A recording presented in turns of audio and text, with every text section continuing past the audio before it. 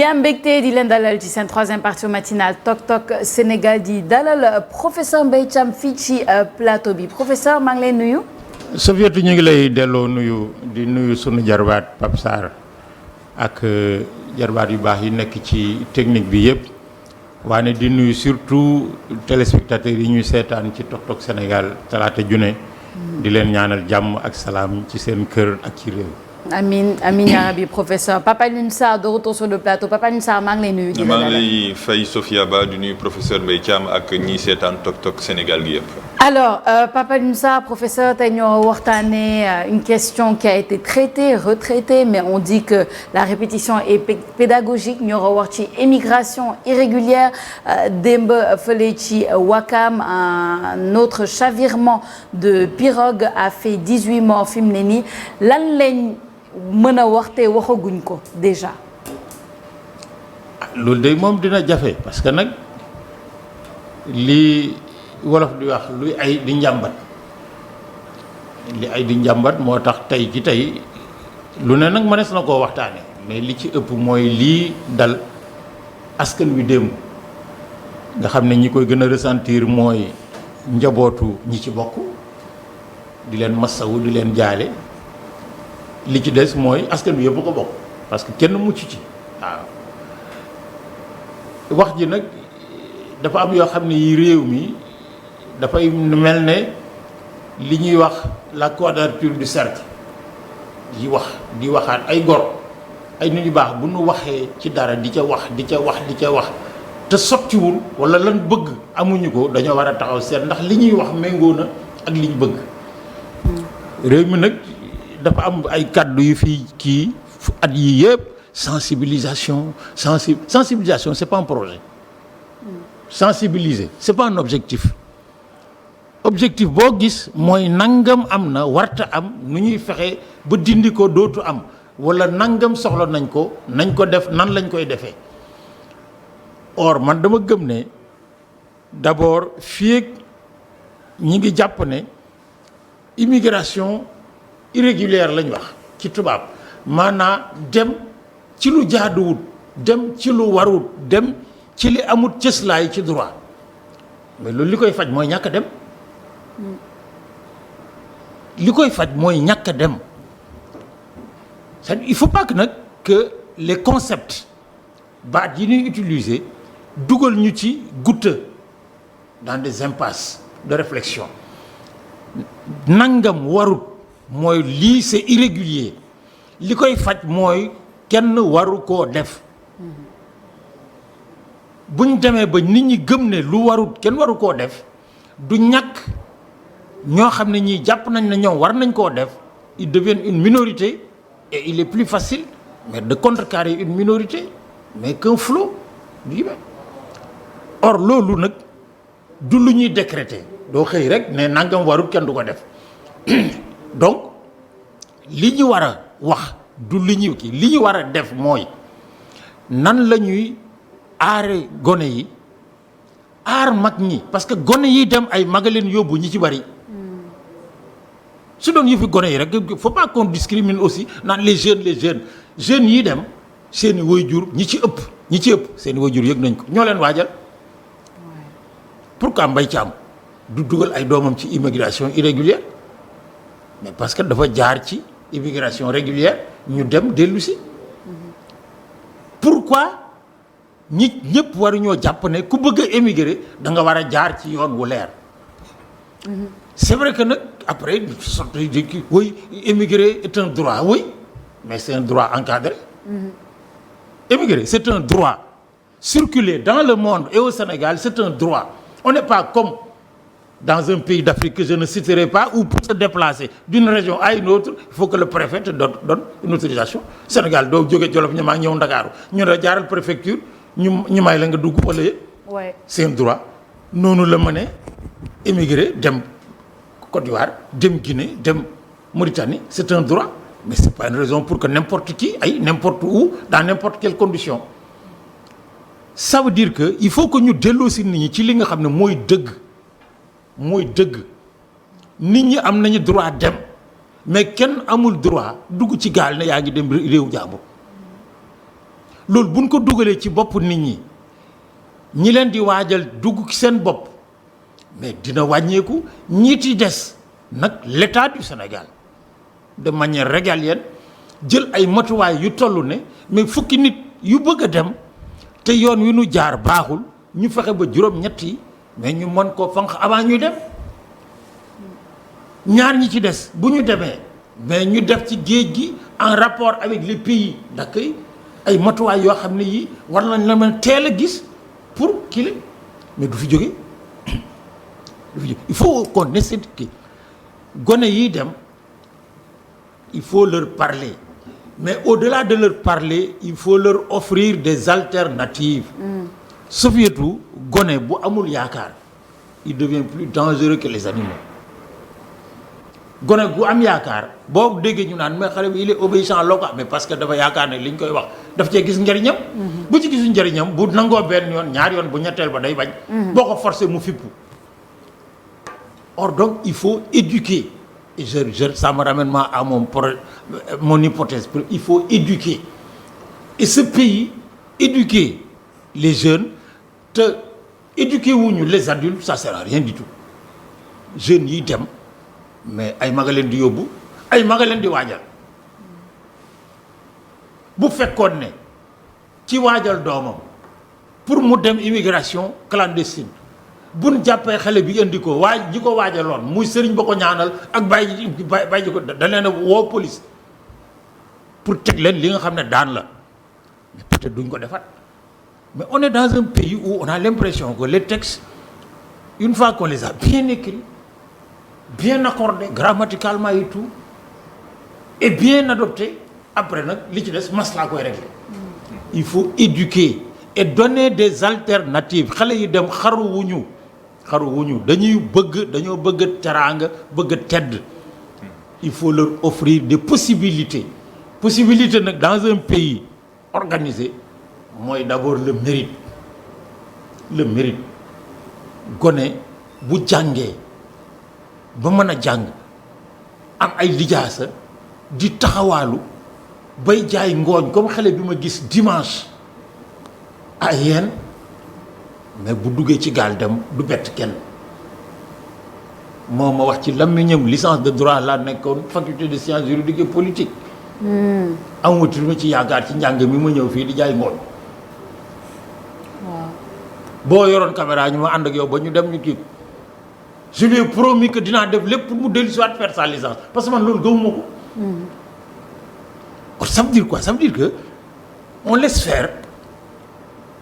on ferme les yeux et quand une catastrophe comme celle d'hier arrive. nag ñu naan non c'est pas possible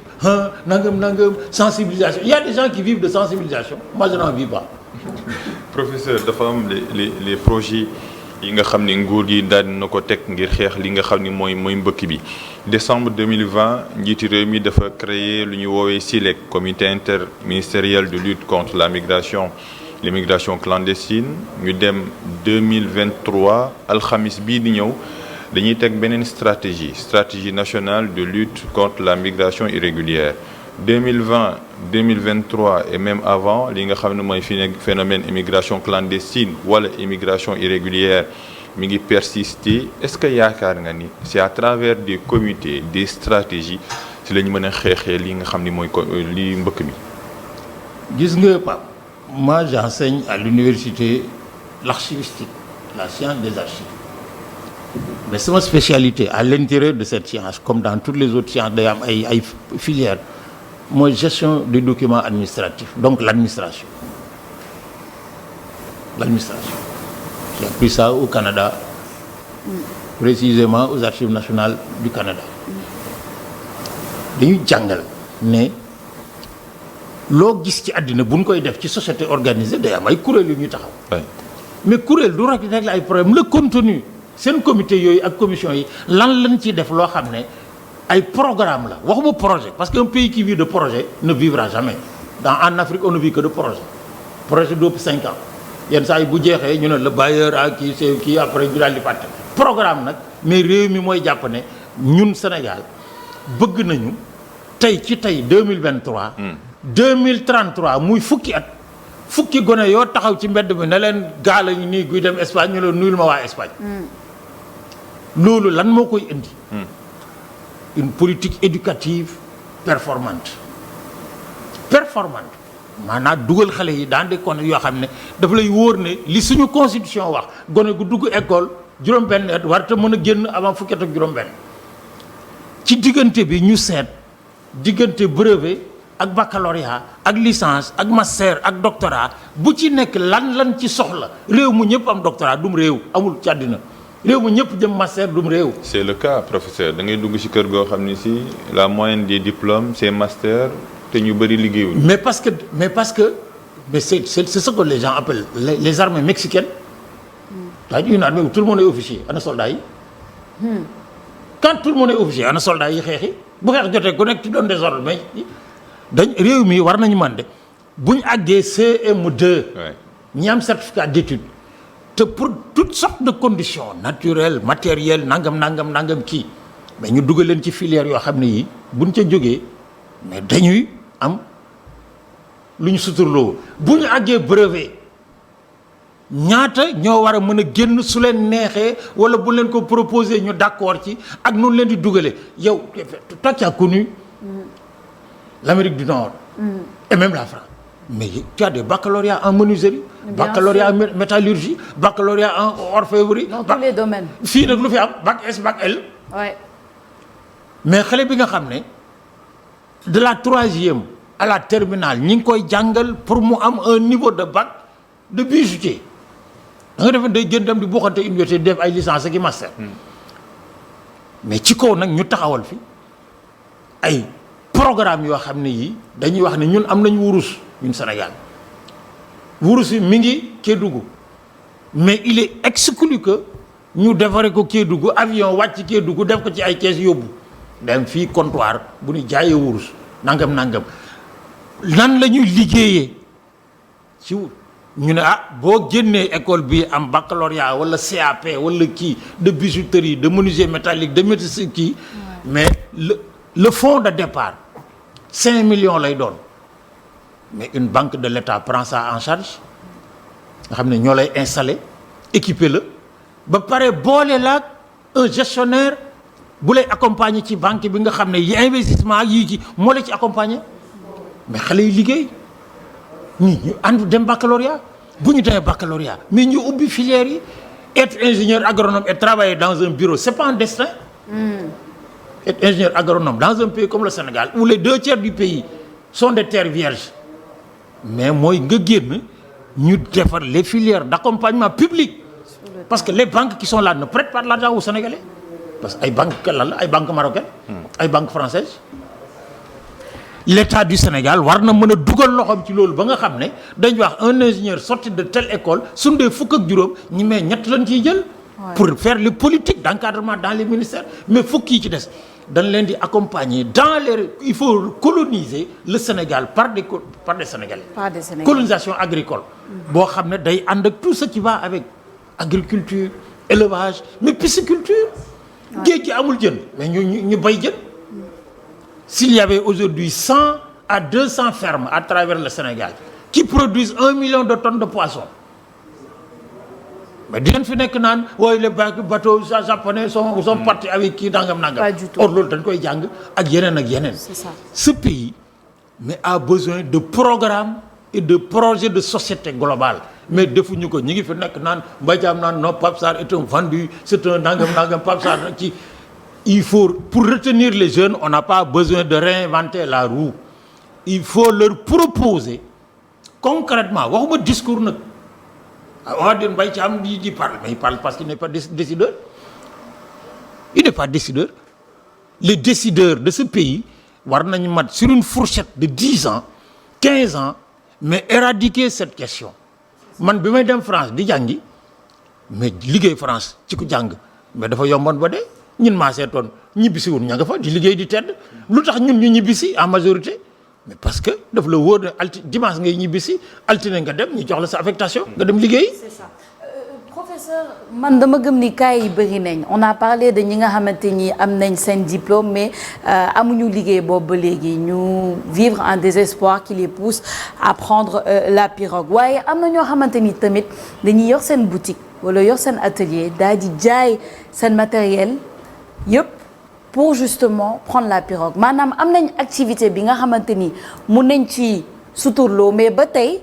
ils ont la vision de prendre cette pirogue qui peut être meurtrière loolu naka lañ koy expliquer. mais l'explication me paraît repose sur plusieurs paramètres ma bi mu ci gën a jàpp moo di réew mi dafa am baat bu ñu créé ñëpp di ko répété mais te defuñu du contenu mooy tekki. la notion koo tàllal micro man daa bëgg a tekki yóbbu sama yaay mag yóbbu sama kii taw mais tekki mooy lan. mais lan mooy tekki c'est ça. bu fekkee ne tekki mooy suturlu maanaam sa problème yi bopp sa soxlay bopp nga di ko régler sa bopp ci sa alal ju lew tekki mënu koo passé mais dans la tête nag des Sénégalais et depuis que les nouveaux riches sont dans ce pays en version kii tekki mooy lan mooy la course à l'enrichissement la course à l'enrichissement maanaam di xëccoo bari alal nag xëccoo la boo xam ne du jeex parce que gis nga enrichissement boo ci duggee c'est un processus infini day dem nag ba contrôler yow contrôler toog moo la contrôler moo tax ñu fal député boo xam ne bi ñu koy fal Moustapha fan ca xànc ak moromam comme on dit en bon wolof jox ko oto di ko fay 1,5 million muy trafiquer ay kii de l'argent sale. Ouais. parce que doyul. Ouais. nit a ngi ci wetam koo xam ne 1,5 million yi dina ci faj ay aajoom dimbale ci ay mbokkam dimbale ci ay xaritam te du jeex.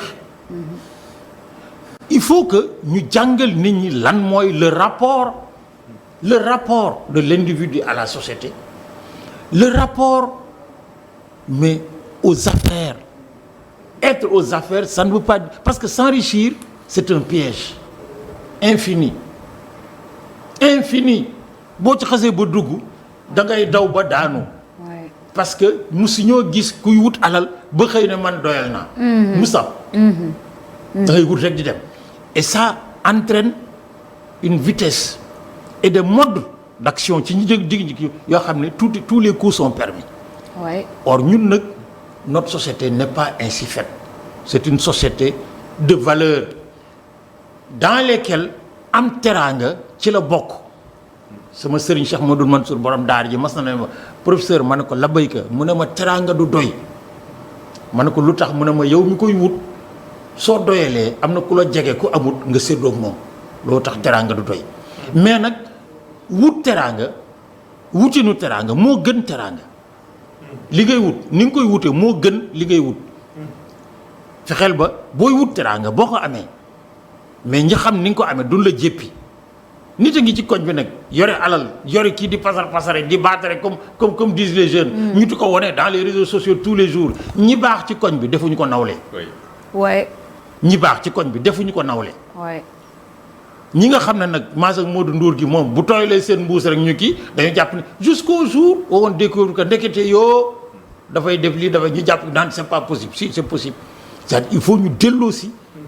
dans l'échelle des valeurs de notre société lan moo ci fan la ci teraanga toll. bu fekkee ne dañoo defar jikko yi ba mu rafet defar les relations sociales ba mu rafet defar suñu diggante ba mu rafet. mais ku ci nekk li nga yore parce que bu ñu demee ba Pape Sarr li mu yore mu yàkkamti Mbaye Thiam ñëw pour laaj ko bu ko romboo ma ne waaye yow saa yi da nga may romb kii man maa ngi woon nag kii de soo suñ ci àggee mais am na yoo xam ne dootu am mais bu fekkee ne rek on met dans la tête enrichissez-vous. le capitalisme. mais gone gi nekk ci koñ bi gis koo xam ne kii ñoo maase mu jékki-jékki rek diggante samedi ak dimanche mu am fi alal di ñëw ci koñ bi di baat rek. yaayam di ko tëj ak baayam amoo jom gis nga sa morom mi gis nga ni mi ngi nii nangam kii mu daal di dugg ci gaal bu bëggee dugg ci gaal ñoom ci seen bopp sax ñooy ànd ak moom wutal ko sëriñ yaay ji jaay la mu dese woon ci wurus. bay ji jaay tool ba mu nekkoon kii ñu dajale lépp jox ko mu dugg ci gaal gi dee dellu si nag ñu naan non l'état du Sénégal kii mais l'état a sa part de responsable mais quelle est notre part de responsable en tant que société. yooyu dafay laaj dafay laaj gis nga lii commission yii papa c'est bien mais lan la ñu def ci biir. moi j'aimerais bien voir derrière la création fonctionnement organisation quel est le projet le programme bi ñuy développer quel est l'échéancier bi ñu dérouler fu ñu koy dérouler ba nga xam ne mais bu dem jotee nga taxawal waxuma gaal de avion ne kaay ñu dem Espagne xale ne demuñu nuyu ñu waa Espagne nuyu waa Espagne ensuite nag qu'on enlève dans la tête des gens que on a le droit de rentrer chez les autres illégalement ça aussi il faut qu'on ait le courage de le dire mais émigrer circuler dans le monde est un droit c'est la internationale des droits de l'homme qui le dit le monde est fait pour l'homme mais circuler mais c'est encadré booy dem kii CEDEAO gi mais tu as le droit d'aller n'importe où mais foofu dem mais tu t'inscris boo inscrit wul mais bu la jàppee les Guinéens ont le droit de vivre au Sénégal mais c'est pas une raison pour dire bon les 15 millions de Guinéens ñëw leen mais bu ñëwee qu'est-ce que ça va produire les Sénégalais ont le droit d'aller en Espagne mais bu ñuy dem mais Espagne ña fa nekk mais am na fa ñoo xam ne am nañ fa ay cër électif mais parce que dañoo jaar fi ñu war a jaar ñi nga xam ne dañu bëgg a dem par force mais ils affrontent les forces de la nature et ça donne des drames ce qu'on a vécu hier si on n'a pas le courage nag de nous regarder les yeux dans les yeux et de nous dire tous y compris Mbaye Thiam qui parle quelle est notre part de responsabilité à chacun mais on va chercher li ma Lamine Diack mu dem si yàlla na ko yàlla yërëm waxoon mu ne ma nag keroog bi ñu confié Jaraaf méfie-toi ma ne ko loolu mu ne bu ngeen gañee jóge stade ñëw fii ci club bi ñëpp ay fecc dikki ku ne koo laaj mu ne ñun la mais bu ngeen perte mu ne yow rek lañ joxoñ yow lañ joxoñ ak Ala Diop kon nag méfiez-vous travaillez collectivement de façon solidaire ëllëg ki si biir vous partagez les défaites et vous partagez les plaisirs. Professeur dafa am benn canal d'influence boo xam ne si moom la ñuy woowee réseaux sociaux yi ci plateforme TikTok wala Snap wala YouTube wala et cetera yoo xam si mën nga si def live canal d'influence boobu day commencer par des frustration maanaam yow nga nekk ndaw war a liggéey yoroo lu bëri gis ñi dévoiler xaalis bu bëri ci ay cérémonie di ko partager mu commencer par la frustration ci xaalis boobu nga xam ne ñu ngi koy dévoiler au public ñuy wax ay millions ci ay cérémonie ci ay baptême ndaw gis ko xam ni peut-être Sénégal dafa féete boor commencer par la frustration nga bëgg a dem beneen niveau d'influence bi c'est par le rêve maanaam ñu yegg naan peut-être sama yaay demal jël ci boutique bi loo bëgg parce que yegg naa mel ni yegg dafa ànd ak li nga xam ni mooy réussite ñaari fànn yooyu nan nga ko mën a analyser l'influence négative qui commence par les frustrations parce que gis nañ fi récemment des cérémonies des baptêmes on exhibe des liquides des millions et des millions de francs CFA dans un pays boo xam ne si interdit nañ ko depuis 5 ans frustration ak le rêve ñaari extrêmes yooyu nan nga ko mën a jàngatee. gis nga bu njëkk bi nit ñi def di wone ne am nañu mën nañu mais ak kun mënti doon seen diggante ak yàlla matul seen diggante ak nit ñi matul. Mbaye Thiam day maye doomam walla doomam day jël tax mu jël 100 millions 30 millions 200 millions pasaree ko fay ay nit ñu di ko filmer di ko wone ci rajo yi gàcce la ci moom bu xamoon boppam du ko def parce que Modou Ndour ak Mbaba Wade ak Ousmane ak ñu mel ne ñoom bu Mbaye Thiam sànnee dërëm bu mel noonu ñu nekk fa ñu nekk mais buñ ko xoolee buñ ko waxutul jéppi ko. La deuxième chose moo di le rapport mais à nos convictions spirituelles et religieuses pasare mais loolu ñun li ñu wax ne ñun moom lañ gëm mais da koy tere yàlla dafay bañ nga man ba ëpple sa soxla ngay pasare te mu wóor la ne boo tëjoo rek xam nga téeméeri nit yoo xam ne yii ku ci nekk xajoon na ci te boo ko joxee mu jël mais nag c'est la société mais du paraître. Ouais. Nous avons construit dans les 30 dernières années la société du paraître bu Mbaye Thiam lii mu sol bu demoon jullee ji ko jàkka ja mais buñ génnee Pape Sarr ne waaye saa yoo xanaa amoo basin mais yàlla waxul booy julli da ngay sol basin jes na dafa ne kaay julli si parce que liy jul ci xol bi la nekk normalement. la deuxième chose moo di ci dem ci àll bi am teraanga mais di ci dimbale lim bàyyi mais looloo ko war parce que nag notre société est une société de solidarité de communauté yoroo ba ma dégg ñu naan ma yor sama ndey ak sa mbay ki koy wax xamut kenn du yor sa ndey ak sa mbay da nga leen di dañ laa lebal 1000 nga delloo leen juróom dañ laa lebal 1000 nga delloo leen juróom te baa ngay dugg ci suuf doo àgg ci téeméer donc même les concepts mais nag mais qu'est-ce que ça leur coûte tu sais pas man j'ai fait le tour du monde nag singulièrement ni je disais hier que mais j'ai fait Barcelone 3 ou 4 fois yoo xam damay ñëw def fa au moins une semaine dans mes activités professionnelles xale yi li ñuy daj ci biti surtout pour mën a faj soxla yi ci biir fii surtout mais ñoom rek ko xam mais ngor moo leen ko tax a def ak bañ a teg gi yaakaar ji ñu bay ci seen gannaaw damay wax ne ku dem ba gis xale yi ni ñu liggéey ci àll bi bu ñibbisee fii may la téeméeri dërëm nga di ko xeeb mais buñ amoon yenn kii jikko yi dañ lay téye poñe la nangu seen téeméer parce que les conditions dans lesquelles ils vivent terrible les conditions dans lesquelles ils travaillent mais en Espagne il y a quoi maintenant mais le travail de la terre parce que jënd jaay moom léegi mais kii y a pas que bu njëkk sénégalais ko fa doon def mu dox la mais léegi defatuñ ko te nag malgré ce qu'on dit et ça je pèse mes mots parce que j'ai eu des exemples concrets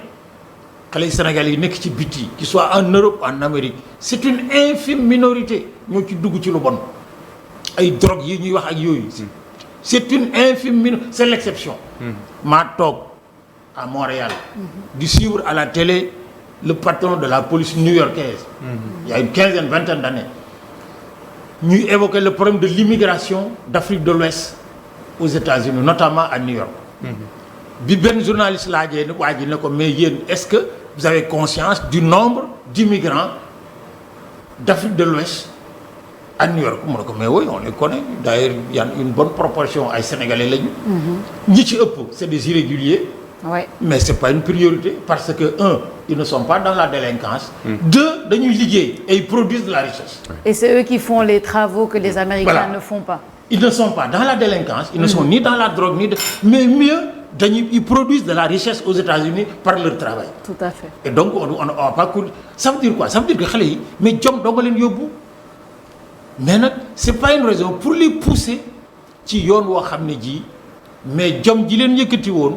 wala pas-pas bi leen yëkkati woon ci drame lay mujjee dugg ci gaal dem géej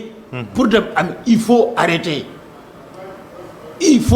pour arrêter d'abord dans les familles il faut que les gens arrêtent de pousser les jeunes vers ça l'État du Sénégal comme les autres États de l'Afrique de l'Ouest mais dañ ci war a jël ay matuwaay yu gën a sévère pour contrecarrer cela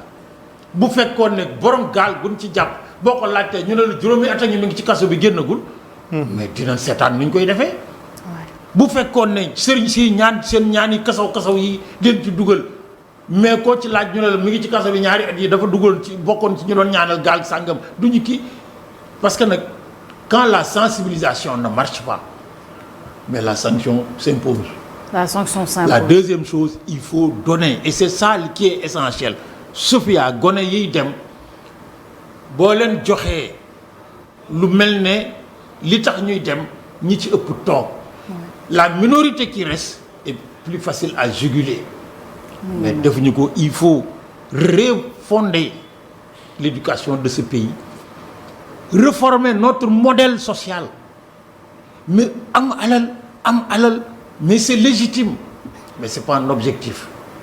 Ouais, en tout cas l'heure est aux solutions professeur Mbaye Thiam di la gëm di la sant ci waxtaan bi am na solo trop malheureusement on est pressé par le temps xanaa ñu jeexalee rek loo xamante ni moo di éphéméride du jour on est le 25 juillet 2023. waaw 25 juillet de Sophia war na mën a fàttali ku mel ne man bés bi Cheikh al Islam Cheikh Ibrahima Niass génnoon àddina bés bii la génnoon àddina en 1975 dans une clinique à Londres. bokk na ci yi mu liggéeye l'image du Sénégal. man dans les années 80 entre 80 et 90 fekk naa ab jarbaatam Bachir Cissé rakki imam Cissé à Montréal muy tuubal ay américains ak ay canadiens par dizaine. am na ci seeni doom jàngi fii Kaolack boo génnee Sénégal romb Mali dugg Niger Burkina ba ngay àgg Nigéria on évalue ces talibés entre 50 et 60 millions de personnes. Et il était présent, le seul noir africain à la création de l'OCI à la Mecque. ba pare nag moom mais demul day indi lu ko may mais xam li mu doon xam cëram depuis Jolof ga mu jóge nag ma xam boo ndax ci laa bokk ak lii cëram defar nit gis nga Sofia defar alal mais moo gën a yomb defar nit mais defar nit moo ëpp solo defar alal ñoom ñu mel ne moom ay defar nit moo leen yëkkati woon moo tax soo demee Kaolack fekk fa doomi américain ji bayam ak ay maamam juddoo Amérique ñu andi ko jàngal ko alxuraan def ci moom tarixa Cheikh na Tijaani def ci moom jikko yoo xam ne bu demee boo ko fekkee États-Unis xam ne kii américain la mais bokkut ak l'américain mooy am loo xam ne ci dugg Cheikh al Islam boobu bés bii la génnoon àddina en 1975 à Londres ñu di ko ñaanal yal na yàlla taas ñu ci barkeem te defal ko lu ëpp fa mu nekk la mu doon sàkku ci yàlla mi ko sàkk ci yonent bi ak Cheikh na Tidiane mi mu yaakaaroon te taas mi ci barke. amiin yaa rabbi professeur di ñaanal tamit ñi nga xamante ni géej gi yóbbu na leen tamit démb foofu ci Wakam le chavirement d'une pirogue qui a fait 18 morts en tout cas c'est le bilan actuel di la gërëm di la sant bu baax professeur Mbaye Thiam di la jox dig daje incha allah la semaine prochaine. incha allah rabbil rahman. Papa Alioune Sarr, merci beaucoup. Merci beaucoup. Merci aux professeurs et aux téléspectateurs et à la semaine prochaine. À la semaine prochaine, Papa Alioune Sarr.